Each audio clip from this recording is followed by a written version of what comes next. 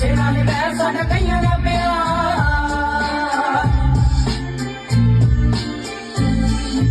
ਹਾਂਜੀ ਕੀ ਹਾਲ ਚਾਲ ਨੇ ਸਾਰਿਆਂ ਦੇ। ਬਹੁਤ ਹੀ ਸੋਹਣਾ ਗਾਣਾ ਲਿਖਿਆ ਤੇ ਬਹੁਤ ਹੀ ਸੋਹਣਾ ਗਾਇਆ ਤੇ ਬਹੁਤ ਹੀ ਵਧੀਆ ਵੀਰੇ ਨੇ ਤਿਆਰ ਕੀਤਾ ਇਹ ਗਾਣਾ। ਠੀਕ ਆ, ਰੱਜ ਕੇ ਸ਼ੇਅਰ ਕਰੋ, ਦੱਬ ਕੇ ਰੀਲਾਂ ਬਣਾਓ ਇਹਦੇ ਤੇ। ਪਿਆਰ ਦੀ ਲੋੜ ਆ ਤੁਹਾਡੇ, ਹਨਾ। ਦਲਜੀਤ ਨੇਮ ਆ ਇਹਦਾ।